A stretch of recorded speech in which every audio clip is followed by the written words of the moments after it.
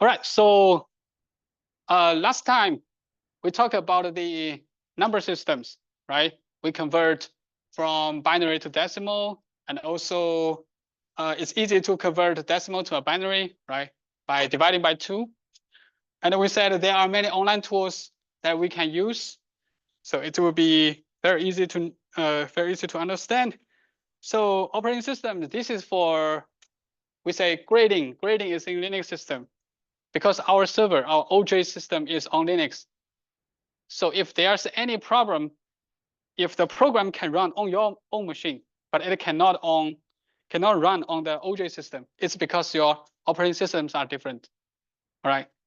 Some of the libraries you include in your own Windows machine, they cannot compile in the OJ system because the libraries are different, especially for the main GW, I believe, that compiler.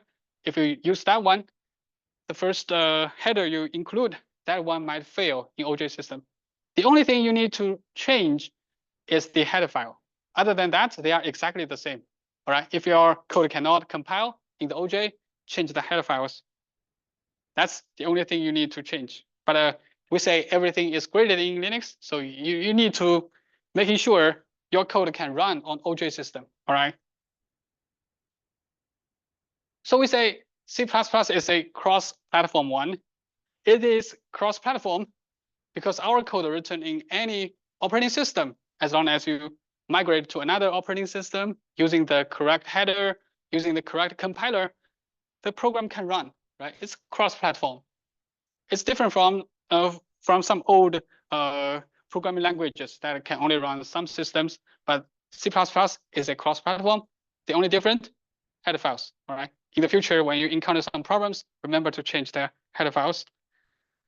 And if you're running on Windows, you enable WSL, I would suggest install this compiler. Right? It is also true if you are trying to log into a remote server. For example, in the future, if you are doing AI task, and if you want to use the data center in our university, you need to remotely log in to that server and do some programming.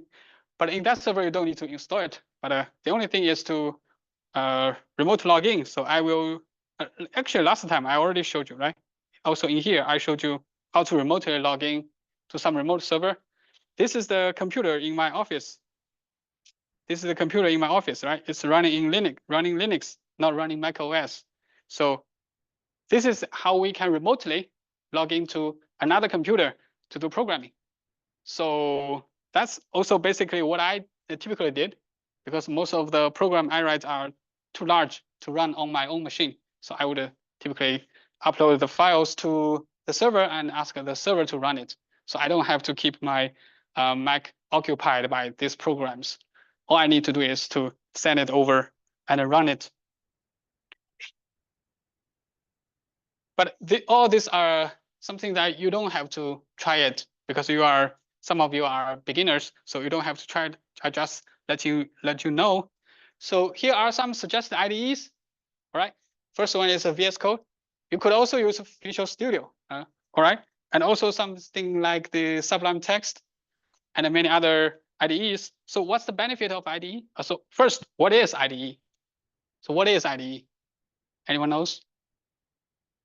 What's the difference between an IDE and a text editor? You have text editor, right? If you want to write a program, all you need is a text editor. You can use generate any TXT file and run it. So what's the difference between IDE and a text editor?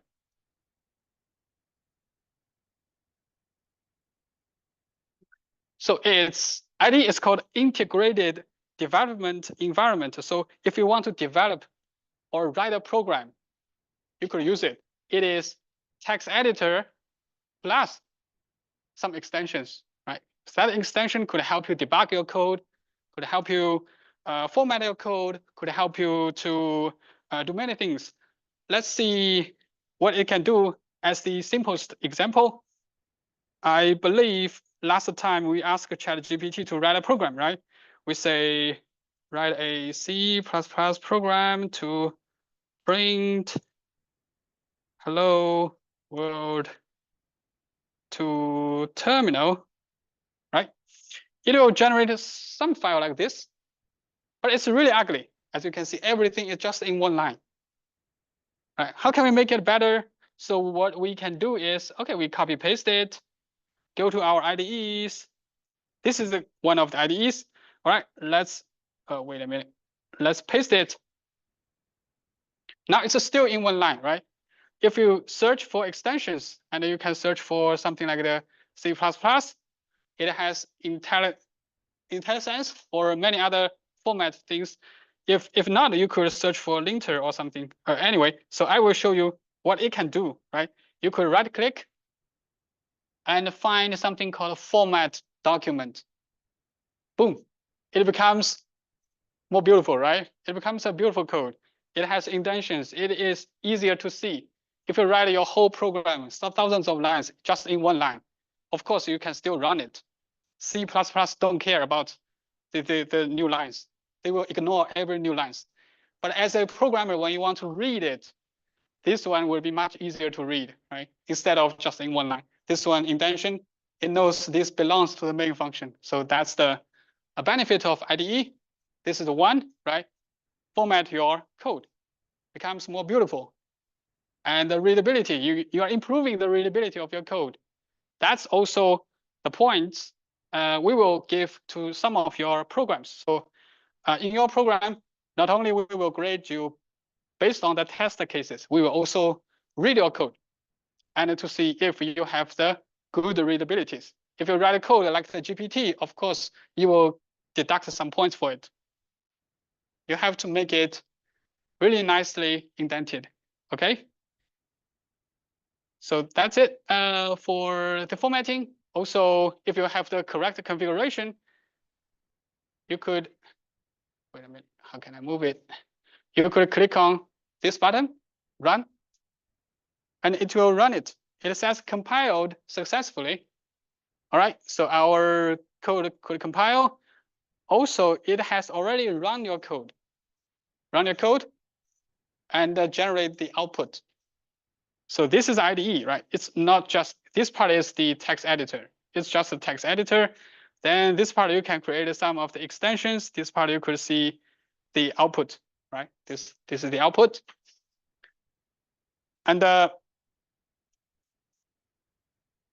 All right, so, and what's else? What else is, if you have a GitHub, you could have Git resource, but I will leave it to later, and it will help you to manage the versions. And you will have some of the debug buttons. You can run a debug, and in the future, when your program becomes larger and larger, when you put a red button here, it's called a breakpoint, and you are asking the program to run to this line and stop, right? And stop running, and you can check what's inside every variables. You could verify if your program is correct until this line, right? That's the good part of IDE.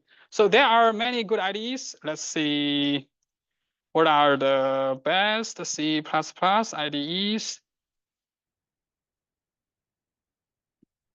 of 2024? Let's see, what are their suggestions?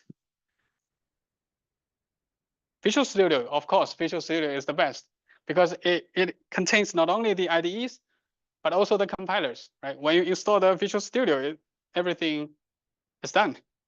And the code blocks, yeah, we can do that. C-Line, Eclipse, CodeLight, yeah, many more, right?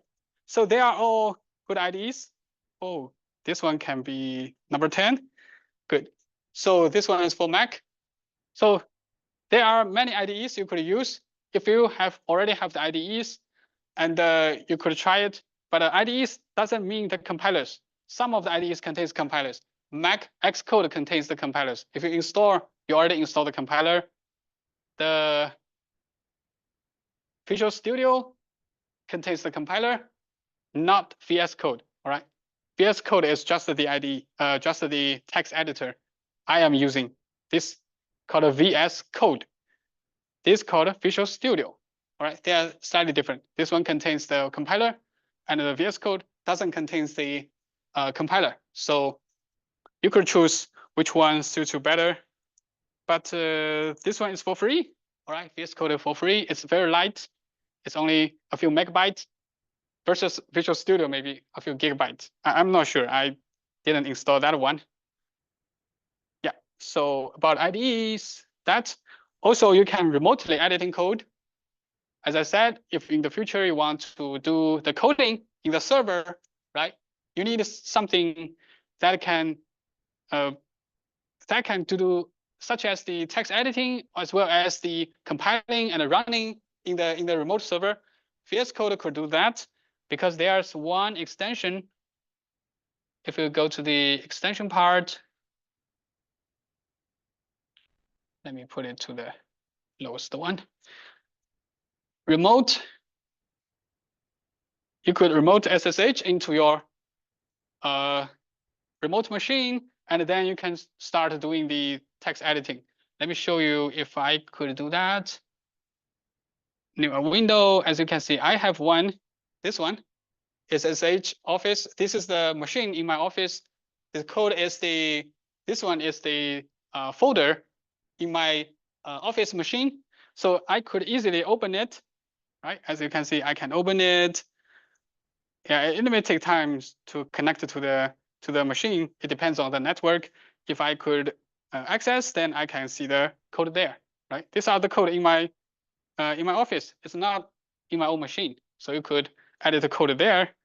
That will be very easy to use, and you could also run it, right? But as you can see, the terminals are slightly different because this one is in Linux and mine one are in Mac. So the interface might be slightly different.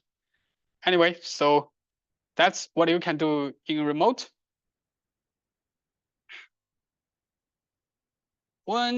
Another thing I typically use or I typically show you are the Vim. Vim is one text editor. If you search for it, Vim,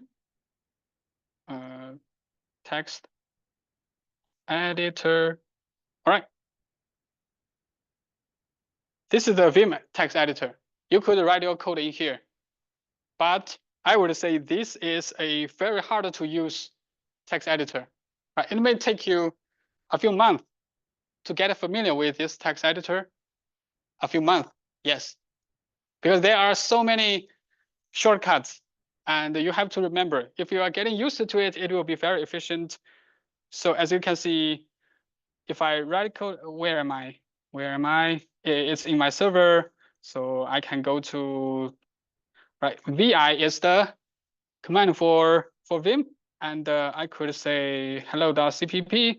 So I can easily remotely editing the code in my office. So that's after I SSH into my office, and then I can edit the code here. So that's the Vim. But in Vim, there are many shortcuts. I would say the learning curve is really, really steep. So as I showed here with steep learning curve, right? If you are skilled programmers, I would recommend a little bit about that because everyone use this one is already very old. Not, but the young generations, they don't like this one. All right. So anyway, but it could be very easy to use if you are skilled, you want to learn something fancy, you want to show off your learning, your editor, you could use Vim. Other than that, I don't recommend that. I would just recommend VS Code. All right. For all of you, just use Visual Studio, VS Code, Xcode, any of the easy to use IDEs. So if you are in WSL, there are a few commands you need to be familiar with.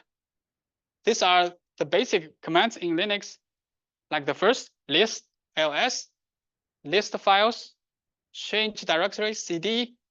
You go into some folders, right? And you want to get the current directory. What is the current directory? You want to create some folders. You want to remove some files. These are all the simple commands. So I would say these are the most simplest commands you could get. It's also the commonly used ones. So for others, there are many more, but you don't need to know them. So compile our code. This is the command line for compiler code. G++ is your compiler's name. G++. It's a program. It's a program. It's a compiler. Compiler is a program, right? The program. What's the input for the program? Your source code, your txt file, right? This is test.cpp is there. It's a program you write. This is the input for your compiler. Compiler is an application, right? Application. Your input is the source file. What's your output? What's the output of your compiler? What's the output of a compiler? Your input code is a source file or the text file you write. What should be output of your compiler? Compiler, the output of a compiler is a file containing all the zeros and ones, right? The instructions the machine could understand. So that's the compile stage. You compile your source code and generate some of the binary code that could run in your machine. Text files cannot run on your machine, all right? If you, for example, if I have the here, that's too much. Maybe I could go to here. List is list all the files. What are the existing files? Let me remove some of them first. And remove hello, maybe. Yeah, remove. That's removing everything other than the hello.cpp, right? What's inside my hello.cpp? It's just this. I read a program that's inside the hello.cpp, right? It's main cout return 0. So this file you cannot run, right? Because this file, the machine don't understand. It's something human could understand, right? If you run it, hello.cpp, sorry, it's not runnable. They will call it permission denied because it's not runnable file. What you need to do is you need to compile it. Compile this hello.cpp, this file, and then generate some binary code, zeros and ones, named hello. Okay, then it will generate hello. As you can see, I list the file again, list the file, initial hello.cpp, and a binary code, hello, which is runnable, understandable by your machine. Then you could run your hello. So that's it, right? 3 steps. First, writing your code in text file, then compile it, generate some executable binaries. These are the file similar to in Windows.exe, right? If it's in Windows, this guy is hello.exe. These are some executable file in your operating system. And then you can directly run it and it will generate output. If you are in WSL, these are exactly the same commands if you are in WSL. If you are in Windows, this one might be slightly different, but that's it for WSL. All right, so there's a few commands, as you can see in here, right? We have -o, a test. These are sometimes we call options. You could omit this one. You could just say G++ test.cpp. You want your G++, this compiler, to compile this source code. We could do that. Let's see. Still, we have 2 files, binary and source code. Let me first delete this binary code, right? Let's see. We only have the hello.cpp. We only have the source code. We could say G++ hello.cpp. It will compile this code and generate some output, some binary code, some executable. The default name is called a.out. If you didn't specify the output name, the name is called a.out. And you could run a.out. It's a binary code, right? You could still run it. So the only difference between compiled code versus compile the code -o hello is the output name, right? If you don't specify anything, the output name is a.out. That's default. everyone will have the same a.out. And then if you are saying -o hello, the output name will be hello. So that's the difference.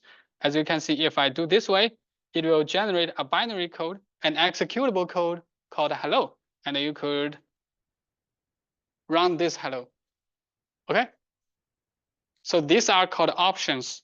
This -o are called options. You could have more options. These are the options for G++. For the compiler take many different options. You could specify your jobs differently, right? Like you could ask it to just compile, do not generate the output, compile, then assemble, then debug, and so on. There are many commands you could use, especially for the standard std. Because C++ has so many standards, you could specify what is the standard you ask the compiler to use. So that's the many of the commands. You could type G++ -help. It will shows you and explain what are these means. You don't have to know it for now. As time goes by, I will come back and show you how these ones are used, especially for the debugging and the standard and warning. All right. Everything I talk about will not be included in your exam. Don't worry about that. So makefile. So as a programmers, you need to be lazy, right? Programmers are for people who are lazy. You want to do some job, you write a script to do it. You want to repeat some of the boring work, right? Ask a program to do it. So that's what people will typically do. So as you can see, so in here, as you can see, I type this line, right? It's very long. It's 1, 2, 3, 4, 5, 6, 7, 8, 9, 10, 11. Actually, around 20 times I need to type the keyboard, right? It's too much work for me, actually. And when your project becomes larger and larger, you need to put many of the CPP files in here. You need to compile them together. So that will be a nightmare for people to type in all the file names. So what they do, they are trying to create a script. We call it a script, like the makefile. All right, so we say, what are all the jobs you need to do? All the jobs you need to do is G++ hello.cpp -o hello. Okay, so I just put my commands here so that I don't need to type it anymore. Right. All right. When I save it, I have, let me remove this binary first. All right. As you can see, now I have two files, hello.cpp and another makefile, right? And what's inside the makefile? You can see this is inside the makefile. This is something I type, right? How can I compile? I just type make. It will put exact commands in here and run it. So that's the beauty of makefile. For just one file, the benefit may be this obvious, but when there are more compilations, it will become very, very easy to use. You just type make, and the whole project will be built. And as you can see, the binary hello is already there. It's actually running these commands. So when you go to GitHub or go to any large project, they will include a makefile for you because it sometimes you don't know how to compile the code, right? It just put all the commands, all the compilation commands in just one file. The only thing you need is double click, right? Double click, then all the compilation are running, then your applications are installed on your own machine. So that's when you are trying to write a large project. So as you can see, something I didn't change here is you are required to include the makefile in your assignment. This is no longer true. This is for last year. So last year, because we are trying to grade in the same server or same machine, we want everything to be in just one script. So as you know, TAs are lazy, right? So when they are trying to grade, they just want to type make. They don't want to know exactly your file name versus -o or something. They just want you to include the makefile and type make, and they just run it. So For this year, you don't have to include that, right? You don't need to do that because every grading will be through OJ system. So it will be much easier for you. And anyway, Makefile are just some script that can save you time for typing, right, and clicking. So if you are trying to type a long compilation commands, right, compile it, enable debug, enable warnings, using C++ 11 as your standards, compile the code, which is in hello.cpp, generate output named hello, this long line, you don't need it. You just type make, then everything is done. All right. So I will not delve deep into the Makefiles. If you are skilled programmers, you could search online for what is Makefile, how to do it. But for the beginners, I would say just skip it, right? After you are getting familiar with coding, you can start using the Makefiles. Any questions so far? No? All right. Yeah. How to compile, make, how to delete file, make it clean. Anyway, you don't have to know it. So these are the syllabus we already know. And I want to say something about the relationship between this course and other courses. So this course, we say it's self-contained, which means you don't need any prerequisite. You don't have to know anything about programming. I will start from very beginning. You will know that later. So what do I mean by very beginning? All right. And we also offer other programming classes in our university, Python, Java, right? I would say every programming language are very, very similar. The same concept. You know variables, you know for loop, you know function calls, you know classes, right? You know one language, then you could easily migrate to another one in just a few weeks. Learning the grammar, that will be fine. And the next one is the algorithm and the data structures. So there will be one second year class called algorithm plus data structures.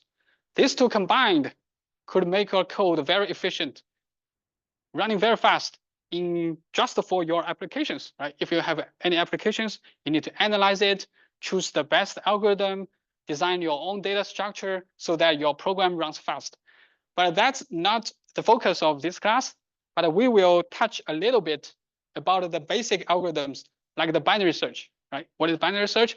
In an ordered number, right? How to search for the exact number, right? You search from middle. If it's greater, search the right part. If it's less, search the left part. We will do some very simple algorithms just for you to do the programming exercises. And for the data structures, in your second year class, you might need to design your own data structures. But in this class, we will only talk about the standard ones, right? There are many standard data structures like map, heap, set, and so on. They have already provided in the STL standard template libraries, right? These are actually because the C++ is also evolving. They have different standards. As time goes by, C++ want to attract more users. They want more people to use it, right? The only way you could make it more people to use it is make it simple. You will design some standard templates for others so that when they are trying to design a heap, they don't need to write their own data structures, right? They could directly import or include their libraries and directly use it. So that's the part we will cover in maybe the last few weeks. So how to get an A or master these class? First one is learn the basics, very basic, and then learn to ask questions. Ask questions to TA, to ChatGPT, right? Has anyone tried ask questions to GPT about C++ programming? Good. Great. Yeah, you guys have already tried that. And then learn to debug. That will be future classes. I will tell you how to debug a large program, especially when your output are different from what you are expecting. Then you need to click some breakpoints, right? Ask the program to stop in the middle and check the variable values if they are expected as you want. And then maintain a good style, right? Coding style. Do not learn from ChatGPT. They write everything in one line. It's bad. you have to maintain your own good style, writing some comments, making everything line by line, and then indent the code. That's something I will discuss later. And the most important, practice, right? That's also the reason why we create the lab exercise every week. I'm asking you to delve into the C++ environment a little bit every week. Don't forget about it, right? If I just give you the programming assignment, for instance, in 3 weeks or 4 weeks, in this month, you don't do any exercise, you will totally forget what is programming. So in lab, you need to do exercise, you need to practice offline, right? If you want to really good at it, you need to learn exercise by yourself. Finding some good exercise in the C++ primer and also big C++, these textbooks, they have very good exercises. You could get it and practice on your own machine, right? So that's the most important part. These are a skill, right? I'm not talking about algorithms. Algorithms are about your intelligence, right? You need to be smart to design very good algorithms, but this one is not. All you need is some time to do practicing. As long as you spend some time to it, you will be good at it. So that's the good part about this class. So in summary, I would say C++ is a very huge language that almost impossible for anyone to complete in just 1 semester. It contains all the old styles in C, including all the new styles it borrowed from Python, borrowed from Java, right? There are many styles you will see in the future. These languages are so similar to the Python language in the future, you will see. But in the first part, you will never see that because it's old C style. And there are many standards, 0, 3, 11, 14, 17. As you can see, every few years, they will create new standards. They will include many more properties. There are many more paradigms you could use in your C++ programming. They are maintained by this organization, ISO. And indeed, there are many excellent ideas from the community, like the AppSale. They would introduce many of the good ideas. They would say, okay, programming should be this way so that our programs are more stable, are better. And then maybe after a few years, this ISO realized, okay, these are such a good idea. I should incorporate in my next standards. That's how the community works, right? So the community introduced many good things, and they will absorb by the ISO into the next generation of your standards. So as you can see, that's why when we compile, we need to specify what is the standard you are using, right? If some of the properties only included in the newer version, but not included in the old version, but for example, our OJ system only supports the old version, then if we want to compile, it will give some errors, right? So I would say our OJ system at least support these 14 standards. But most of them I would use is 11, 14 like this, because that's the time most of the people are familiar with. The newest versions, they include many of the properties. Maybe we don't have time to talk about it, but we will see later. All right. So materials that this course will cover include some basic concepts, some syntax, grammars, and the most important thing is the skill to learn a new language, right? A new programming language. Every day there will be new properties incorporated in our old language. As well, there will be new languages developed, right? Like last time I said, Rust there's a trend. They are trying to replace the dominance of C++, and when newer languages are coming, you should be able to prepared to learn new things, right?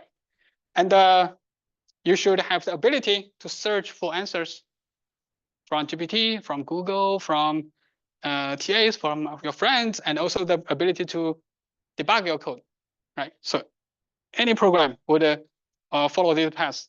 You need to do some debugging. Most important thing, practice, right? So that's for introduction. So everything introduced in introduction will not be covered in exam. So any questions? It's just for your information. No, if this answer is no, let's go to the next part, which is the basic stuff.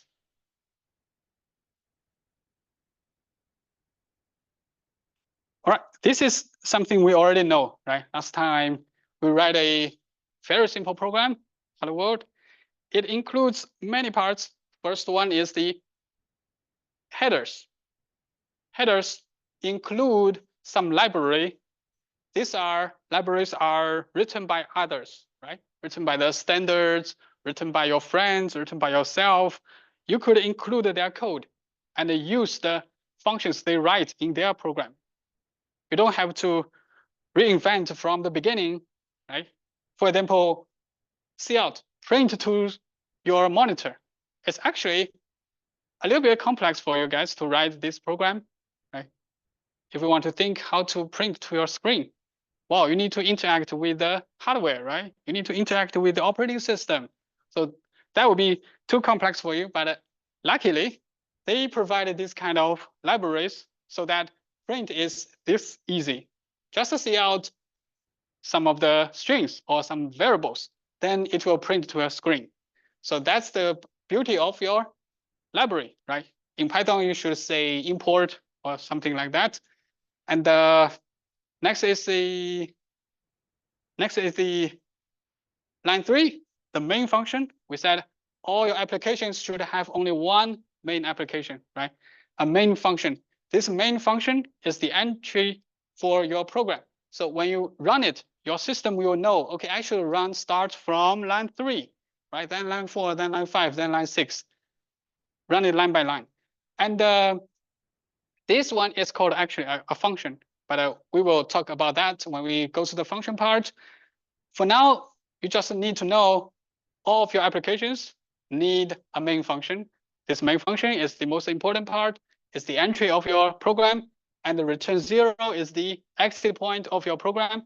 Everything written in the middle will be run. Everything after return 0 will not run. So let's show it. Let's show it here, right? This is the code we write. By the way, this std end line, it means a new line. So when you print this, print a new line, print and enter. So we could say, how about that? All right. So what will happen? What will be the output? Hello world? Yeah. So because this line is after return 0, we said that return 0 is the end of your function, main function, right? So when you click on run it, as you can see, only hello world is printed. Everything after return 0 is not printed. So that's when we talk about functions, you know this one means return to the whoever is calling me, right? Whoever is running your program, just return 0 to them. And typically, when you return 0, it means you are running successfully. That's the convention.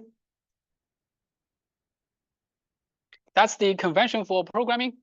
Whoever calls your application, if they receive a 0, it means your application runs successfully. If it says return -1, whoever is calling your application knows, okay, there may be some tricky things happening, right? But you will never see anything happening here because, right, just hello world, nothing happens. Or maybe this cross means something. Let's see. I don't know. Yeah, because previously we don't have this red bar. But when you are trying to run it, it will not show anything, right? It will not show the -1. But typically, people use 0 to means your program runs successfully, right? Especially, for instance, if I double click on VS Code, right? If it opens, it means it can run successfully. But if it returns something other than 0, the caller will know there's some error happening, and the operating system could do some work on it. But we don't need to worry about it. maybe in some time I could spend some time on it, but it's more related to the operating system or the hardware, how everything works. At least for now, for beginners, you only need to know this is the return function, a return statement, and it will end your main function, right? Because our code runs line by line, line 5, line 6, line 7, because in line 6 we return, nothing will happen anymore. So that's the main function part. All right, and one more thing is each line is ended with a semicolon. So semicolon is the most important part. We said new line doesn't matter, right? We could write everything in just one line. We could write something like this. We could write everything in just one line. But the compiler knows semicolon means the end of one instruction. So it's different from Python, right? For Python, as long as there's a new line, it's a new instruction, and you have to make every indentation correctly. But for C++, semicolon means one line. And what will happen if we forget one? Right? If we forget the semicolon here, if it's in IDE, IDE will tell you, okay, there may be something wrong, right? Expecting a semicolon, they will give you a hint. What if you are in the terminal, right? If you are in the terminal, let's say G++, compile it, and it will give you the compile error. So this is the compile error. It means you cannot generate the correct binary. It says you are expecting a semicolon after this expression. So for this kind of simple programs, this compile error information are very useful. But when your program becomes larger and larger, you will sometimes find out these compile errors might not be so useful. But that's about future work when you are designing a large program. But anyway, so here we'll give you a hint about that. So when we are doing grading, okay, there are two differences. One is if your program could compile successfully, this one cannot compile successfully, you will get a very, very low grade for it because your code cannot compile. If you can compile but get the wrong answer, okay, we will grade based on the answers. But this one, you cannot even compile, so we cannot grade you based on the test case. Get it? See the difference? One is you cannot compile, another is get the wrong answer. If you cannot compile, get a very low grade. All right, try to fix every compile errors beforehand. So that's the importance of a semicolon, right? Each line is ends with a semicolon. So this line 5, this one is a print function, stdc out. This one is defined in IOStream, and I will talk about it later when we talk about the file streams. We will talk about IOStreams together, but at least for now, all you need to know is stdc out is for print. And the print, you could do many things. For instance, what if you want to print more than one thing, right? Hello world. Then you could continue print EMB, and then you can continue print bye, right? You could print a new line. This one is a new line, right? You could keep printing, print 1, print 2, print 3, print 4, right? You just write it in this way. And this to less part is about the stream, right? It's like you think of this one as a stream. Everything is flowing into your cout, flowing into your screen. It will show in your screen, right? It's follow order. Print this one first, print this one second, print this one a third, print this one last. And if you want to see the output, as you can see, they are printing in just one line, right? Because it didn't specify, it didn't ask it to print a new line. You could print new line in this way. This is a new line, end line, like this, right? You could print something, then, right? you put print hello world, then a new line, or hello world, a new line, then my name, then bye, then a new line, right? Another way to write a new line is \n. When we talk about ASCII code, I will tell you what do we mean by \n. But at least for now, just remember, \n is exactly the same as end line, right? STD end line. They're exactly the same. You could try it. You would see hello world, new line, my name, new line, then bye, then new line, right? This is exactly the output you're expecting. So the reason I explain this one first, because the programmers tend to have some interactions with the program you write, right? If we don't teach how to print first, you will feel bored and just do computation, but you will never see the output. But this one, you will be able to see what the output is, right? So, all right, so that's the cout part. Let's see. So STD is the namespace for standard libraries. So after class, one student asked me that they are in their high school, they typically using this namespace STD. Right. So this is called a namespace. It's for grouping different applications, different functions into one namespace. But if you use this one, STD cout, you could simply write cout, right? End line could simply say end line, right? So this is the, if you use using namespace STD, then you can omit the STD in before this cout. But I will talk about this one when we go to the functions and the classes. But I think for now, you could use both ways. You could use using namespace STD, or you could use this way, right? It's fine to use anyone. So they are basically the same functionalities. That's a namespace. And then in line 6, we know it's a return, right? It's a return means end of the main function. Jump out of your main function. It means that. So comments are important because it will be included in your grades, right? If you have a long program, but you don't include any of the comments, it is a bad reading style. Other people reading your code will not be able to understand what you are writing. So after a bunch of code, for example, after 10 lines or a function, you need to explain what you are trying to do. So that's the that's the comment, and the comments will be omitted by the compiler. Compiler will omit every comment you write.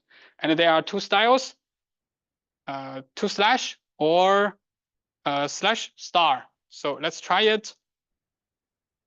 Where's my code? Yeah, here, right? You could write as many comments as you like. It's fine, you can write anything, but this is single line.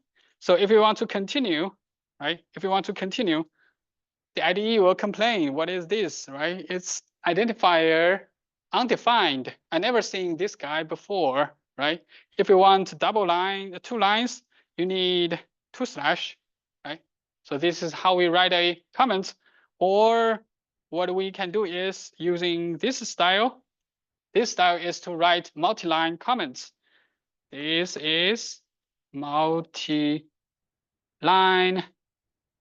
comments, right?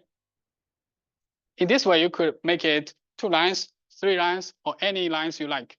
So these are 2 styles of writing a comment. All right. So this is for readability purpose. And a bad readability, we said, writing everything in just 1 line. It can still work. You can still run the code. It doesn't change your functionalities, but it's bad. If you write everything in just 1 line, people will not be able to understand your code, especially when you're trying to collaborate with your with more colleagues in the future.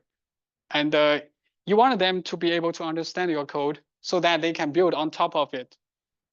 So that's very important. We also ask it in your grades. And we said we have linter, or we said the IDEs will help you with that. They indeed have something called a linter, and that linter is a program could format your source code, right? Like we said in here, we could right click on format, right? It will do some formatting. As you can see, they prefer some formatting like this, right? Initially, it's like this way, right? They think it's not nice, so they just format it, right? It's more beautiful because when you indent like this way, you know everything is for the cout. So that's the IDE could help you. All right, so readability is very important. We say, especially when many people are collaborating. So when you go to a large company trying to build a very large program, you have to follow a specific styles. Every company will have their own styles. So they will give you a manual. Please write your code in this way. Please name your variables in this way. Write your functions in this way. So they will have that. But we don't ask so strictly.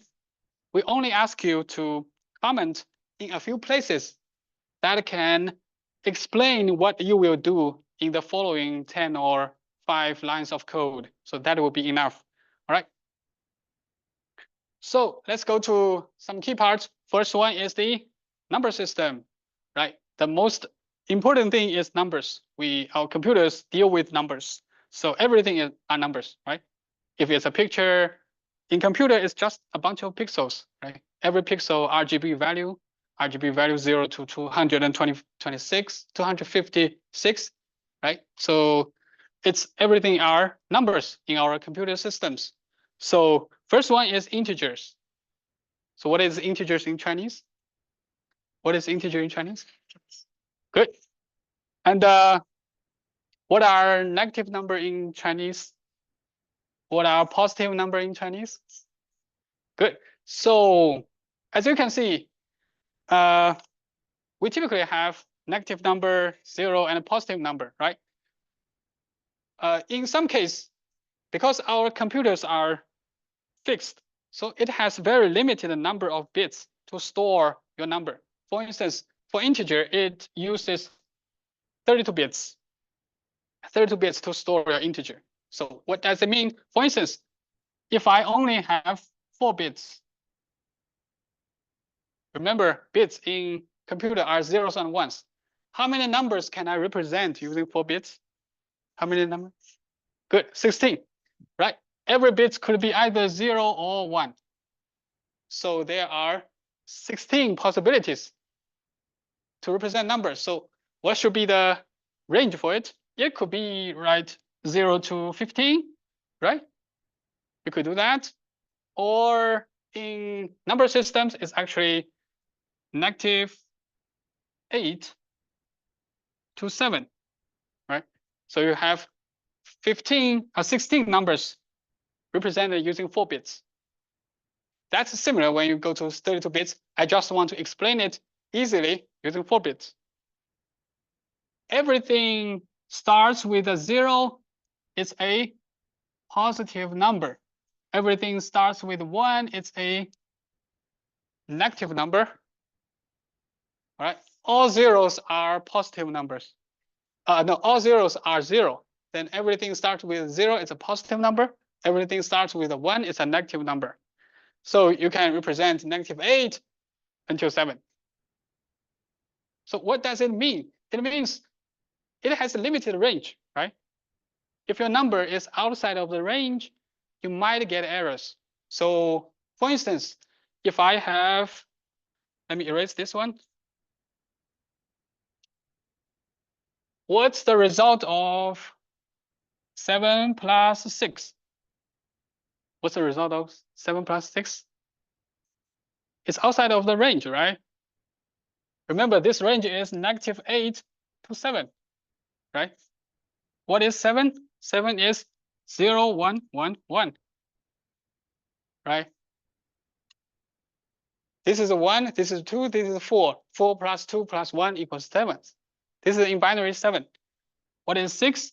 It's 0, 1, 1, 0, right? When you're adding them up, you will get 1, 0, 1, 1, right? What we said is everything starts with a 0 is a positive number.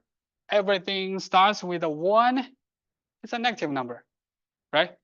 So in your computer, you will see some errors like this. When you're adding two positive numbers together, they will get a negative number. It is because it's out of your range, out of the range of your representation. For instance, let me show you here. What's the what's the range of C++ integer? Right, 32 bits. We said it's 2 to the power of. Oh wait, it didn't show. So remember here, the number is 2 to the power of 31 minus 1. All right. So let me close this. What's the range of C++ integer?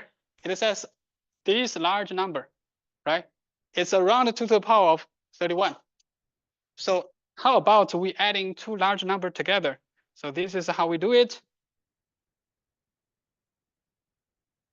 When we go to VS Code, move it down a little bit. So I will also show you how to define a variable. This is how we define an integer. The variable name's A. The value is this. All right.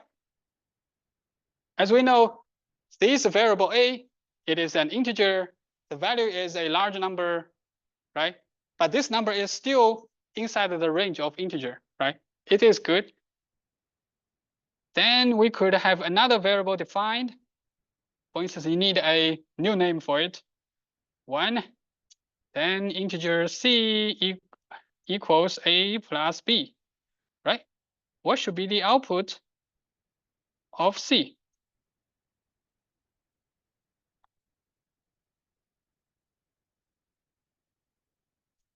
This is exactly what I want to print.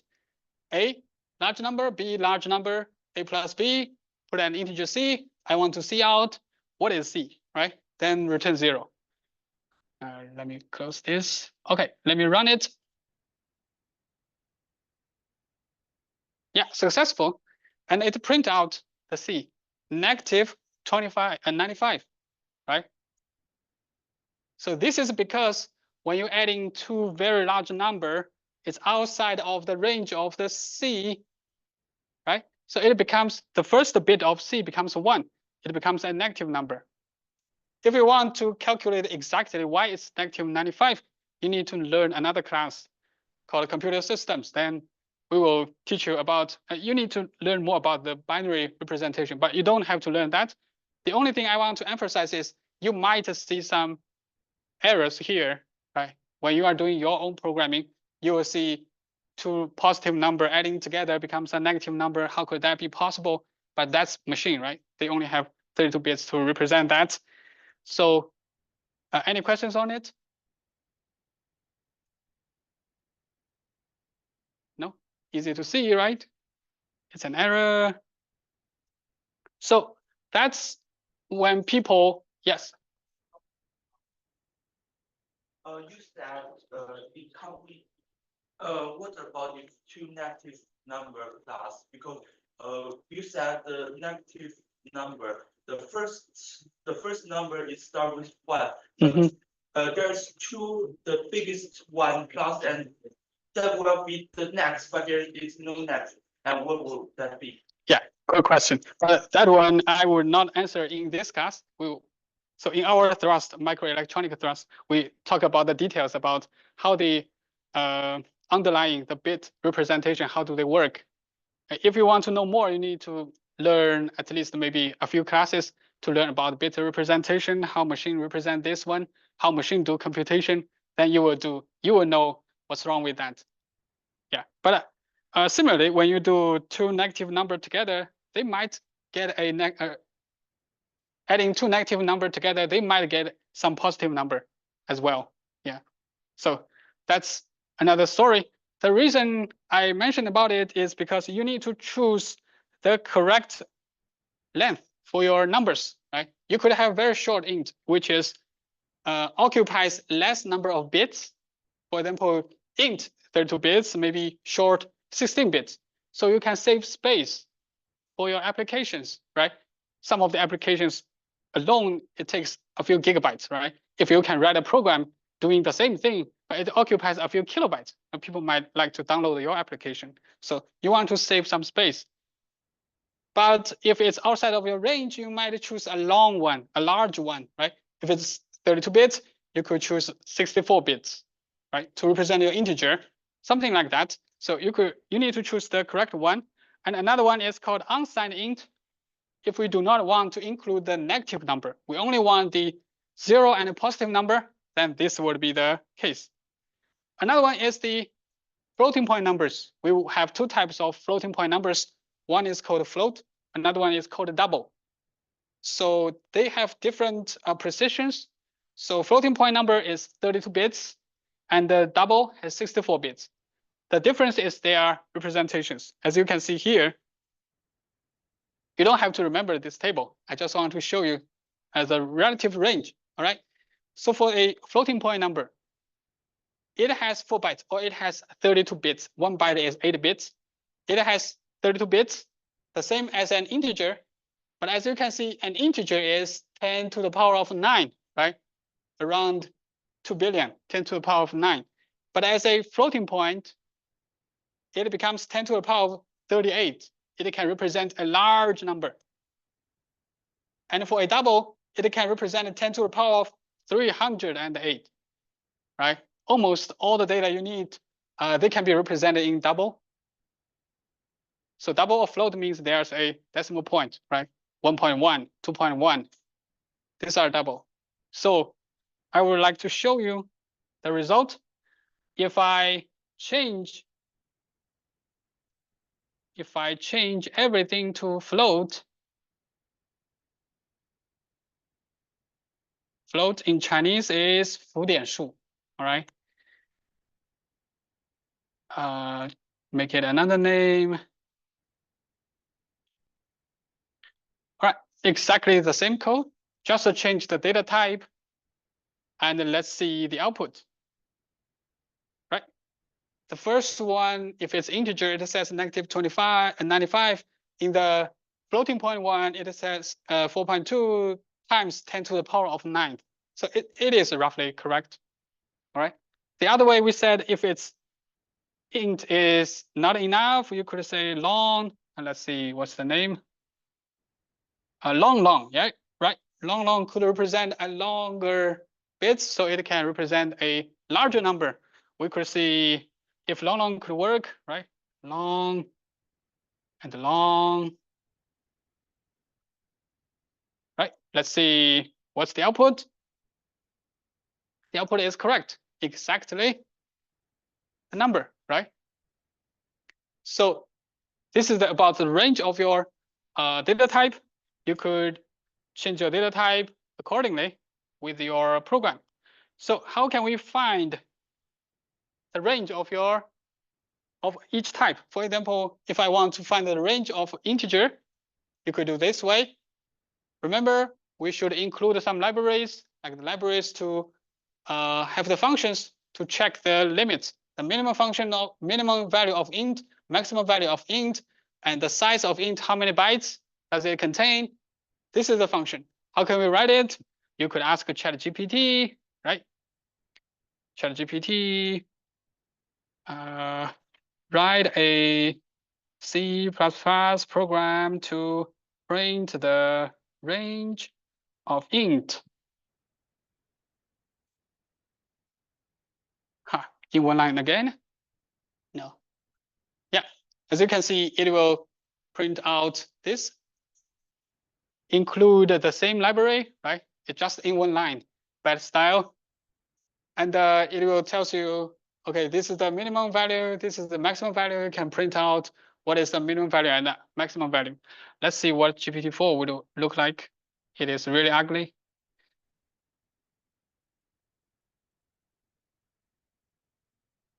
Yeah, this one looks better. Yeah, it also tells you that these are the functions to find the minimum value, and these are the functions to find the maximum value. And this is how you can write a program, right? Include two libraries. As a good style, put an empty line after this include. with your main function, right? Separate them, and in your main function, right, define some variables. We will talk about how to define variables later, and these are calling their functions defined in limits and print them. Right. So you don't have to understand every details about what is the brackets or what is this underscore means. You don't have to know that. All you need to know is you can use this one to print. All right. The one I want to show you is you need to learn how to ask questions, right? Ask questions for GPT, how to write a program to print something. You need to know what do we mean by range, right? What is range, right? Range. And what is the, maybe I didn't say it here. Anyway, so that's something you need to learn. All right, so before the end of the class, we have 2 minutes. Any questions? Yes?